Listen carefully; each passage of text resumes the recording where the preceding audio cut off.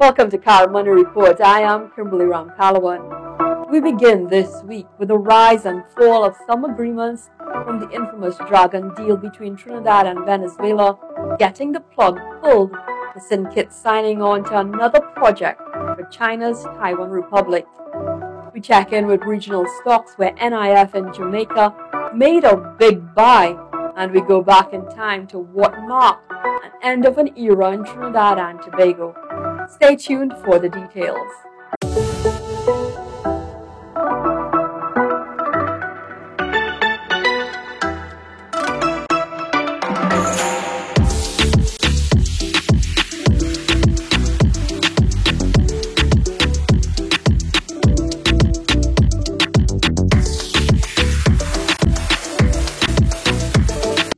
Should the Caribbean settle for tourism sustainability or redefine its product?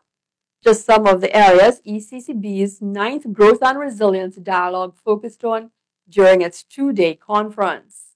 Assurances that the EC dollar remains strong were the order of the day as Timothy Antoine, Governor of the Eastern Caribbean Central Bank, delivered his welcome remarks at its 9th Growth and Resilience Dialogue, a two-day transformative conference. We know this morning that our EC dollar remains strong. Yes, we know that for a certain fact. At this moment, the backing is 98%. The law requires us to be at 60%. With foreign reserves of $6 billion and growing. Over nearly 5 decades, our EC dollar has withstood multiple shocks, and it will withstand this tariff shock.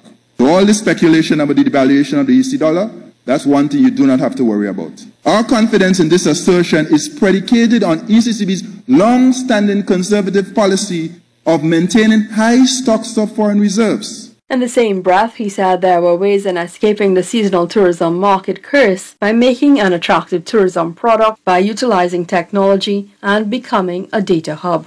Approximately 980 million employees are working remotely worldwide. What steps can we take for the ECCU to become a hub for remote work, offering both an appealing environment and the necessary amenities? Suggesting that, like oil, data must be refined and processed to unlock its true value. There are several challenges with data in our region, and all I will say at this moment is that a well-crafted data and AI strategy is essential, not only to enhance operational efficiencies, but to drive competitiveness in this increasingly fast-paced VUCA world. I conclude. World Bank Caribbean representative Natalia Malenko suggested a collective optimization of the Caribbean tourist product while diversifying what it offers. Does it optimize the benefit for the local economy? Do people value the tourism in the same way that maybe some of the tourism industry values it? And so the objective there is, how do we bring the tourists on shore, and how do we make them spend more money and spend more time on shore? And this is exactly where this adventure, but also authentic experiences and more culture and more local experience, that really is the opportunity. In speaking to redefining the industry in the region, Caribbean Tourism Organization Secretary General Donna Regis Prosper says it starts with the Caribbean coming together to sell their product as one entity rather than several different selling plans. Traditionally, we had thought of tourism, as I indicated, as the hospitality sector, a bartender, a waitress, a housekeeper. And there's nothing wrong with those jobs, but I think if we expand the possibilities within the sector, it would be a lot more interesting to younger people who are looking at industries that are technology-based, industries that are finance-based, the creative industry, the orange economy. Pretty much you're saying, let me sustain what I have, but regenerative is taking it one step further and rebuilding and getting our visitors involved in that. I think one of the most important things is for us to agree on strategies within the region first, as a region, so that when we go out there to negotiate with cruise lines, with airlines, with other entities, we are speaking with one voice. We're speaking with the agreement that this is what we want our tourism to look like. In what should have been expected, the OFAC license for the development of the Dragon Field between Trinidad and Venezuelan borders was revoked this week by the United States. The announcement came from its Prime Minister Stuart Young, who shared that his government has intentions of pursuing redress via its attorneys. I have been in touch with our attorneys at law in Washington, D.C. There is a process for, I wouldn't say appeal of this revocation, but there is a process for you to make an application for it not to be or for there to be amendments. And we are going to be engaged in that process. It was envisioned by CARICOM that gas retrieved from the field would be passed on to member states, prompting the backing from regional leaders. However, Minister Young says he remains in talks with the U.S. and Shell over its ability to make something happen positively in the future. And say that CARICOM appointed a particular envoy from CARICOM, 2 of them I believe, and they made the submissions on CARICOM's behalf to the US body that is in charge of now looking at the applicability of those tariffs.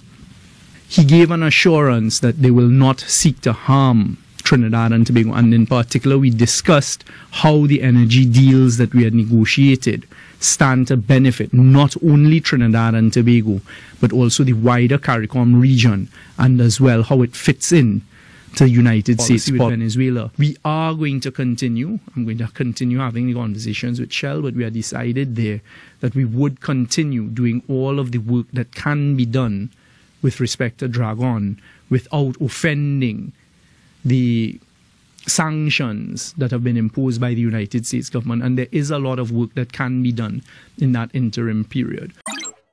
Jamaica renewable energy company Sunterra announced it has secured $60 million in financing, positioning it to become the country's largest solar farm through its Midnight Sun project. Construction is expected to kick off July this year at over 200 acres of land in Duncan's Trelawney, making it the second largest of its kind within CARICOM. The company secured its initial investment in the program under a 20-year power purchase agreement PPA with the Jamaica Public Service Company JPS. Delivery is put at approximately 130 gigawatts per hour of clean energy annually, meeting 4% of Jamaica's energy demand, with an expectation of saving the country $20 million per year in energy cost. Partnering with Sunterra is Rush Developments Limited as an investor.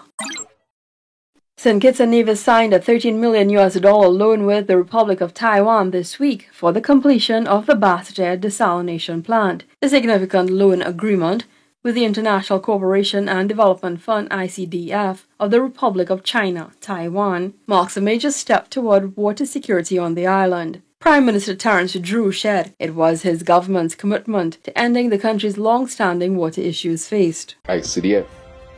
From the start of this administration, we have been committed to tackling water insecurity head-on. We conducted system-wide audits, repaired aging infrastructure, and integrated smart technology. But we knew the long-term solution had to be bold, and this plant is part of that solution. This government continues to power forward, addressing the social aches being faced by our people. And with every step, we remain resilient, independent, and future-ready. And so I would say that this facility will surely. The signing was officially witnessed by Michael C. H. Lin, Ambassador of the Republic of China, Taiwan, along with other cabinet members. The agreement is just one of the many partnerships St. Kitts has signed on with the Republic of China through Taiwan in recent times, with support being lent in development sectors including agriculture, healthcare, ICT, and now water. Regional labor heads met in Guyana this week, reaching a consensus to work in a harmonized and sustained approach to matters related to labor that impact the free movement of people within CARICOM. The meeting, the 34th special meeting of the Council for Human and Social Development COSOD Labor, comes ahead of the ILO meeting carded for June this year. CARICOM Secretary General Dr. Carla Barnett noted that most member states had signed the Protocol on Enhanced Cooperation under the CSME. Ability for those countries who are ready to move forward with free movement will be able to be implemented. If everybody wants to move forward together all at the same time, that would be the most desirous of all of the options.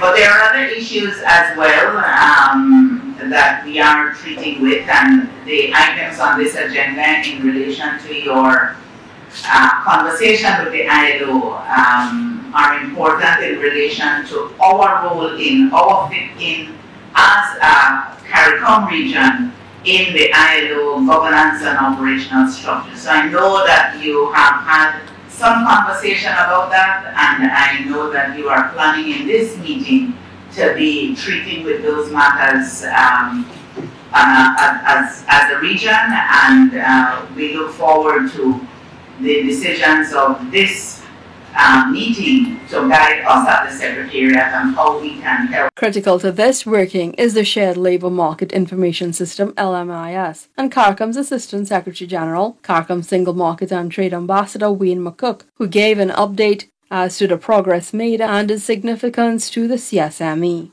Progress in that, we think, will help ministers, not just ministers of labour, but help the community as a whole to look at the way forward in terms of the free movement of skills across the region, which will now, of course, be covered in the free movement of people, which should be expanded fairly soon.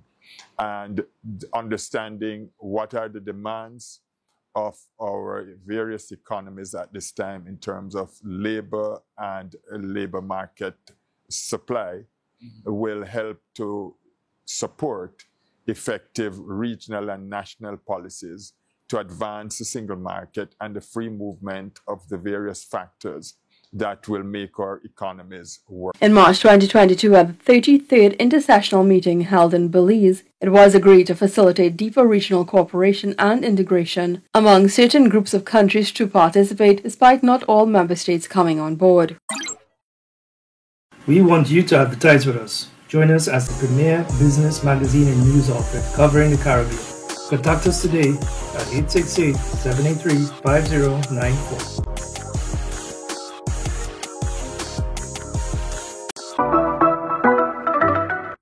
For the week ending April 12th, this is your Market Trends Report.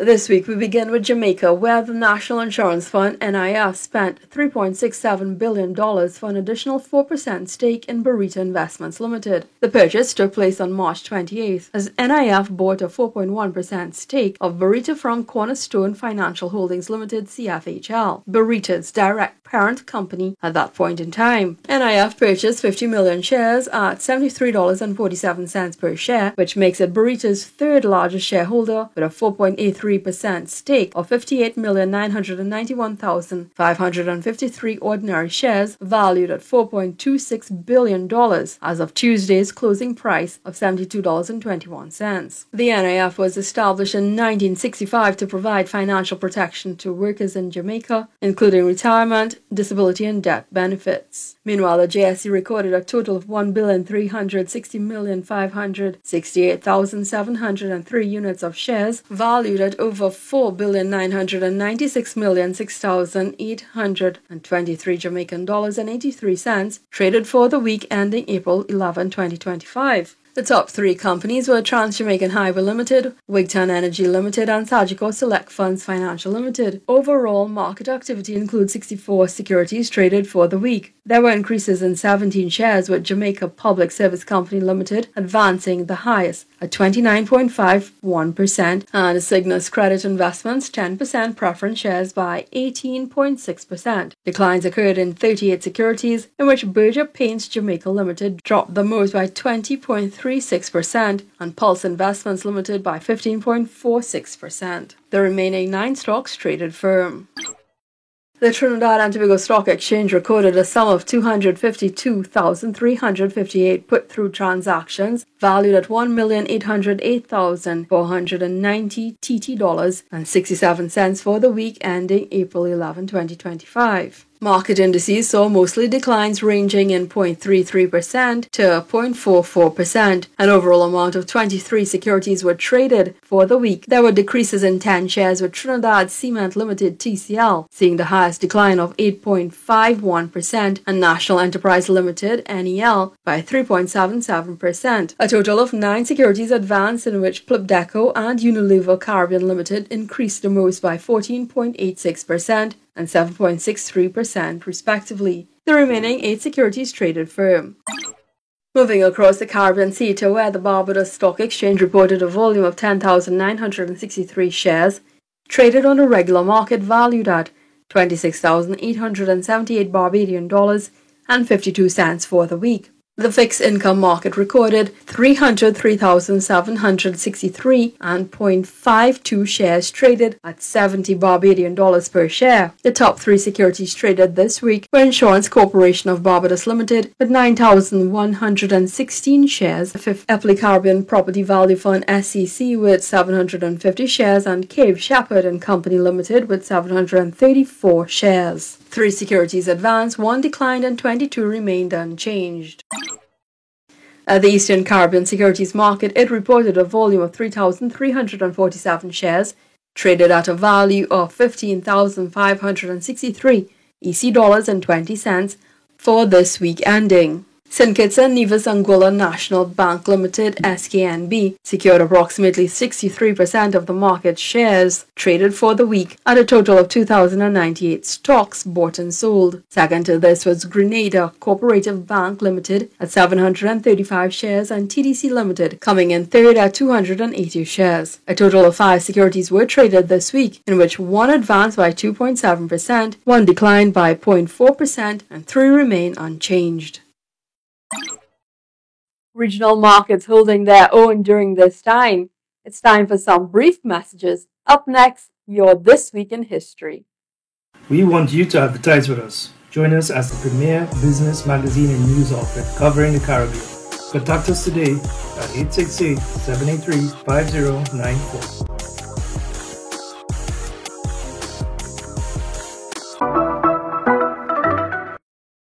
And welcome back. Our This Week in History profiles how the oil boom in Trinidad and Tobago came to an end back in April 1986.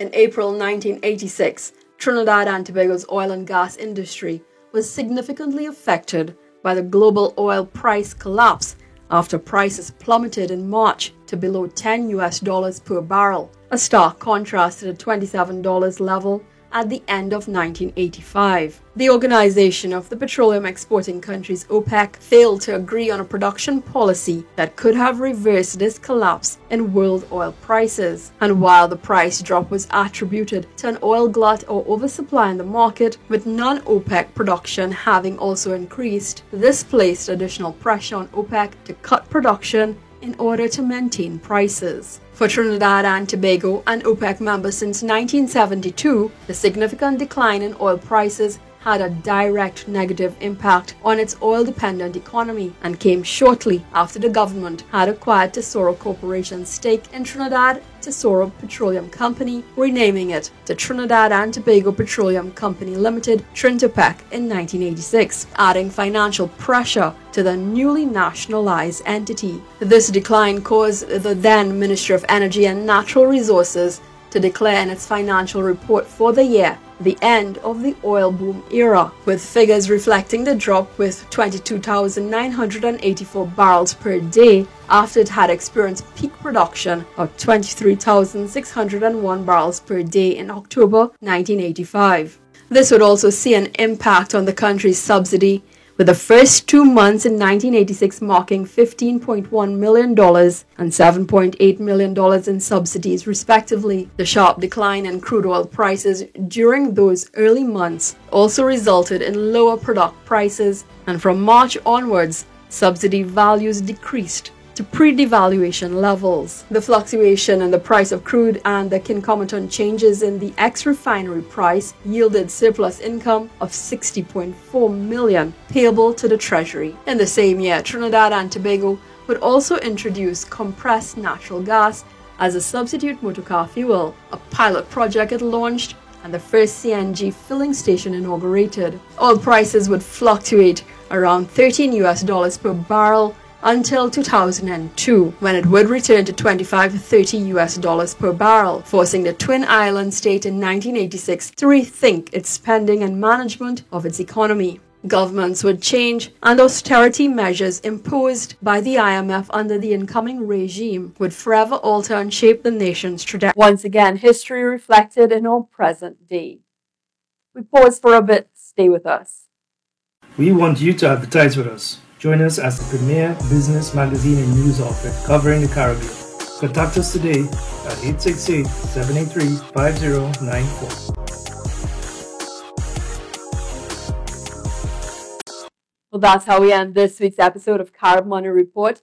Until next week, I am Kimberly Ramkalawan, wishing you a blessed and holy Easter week.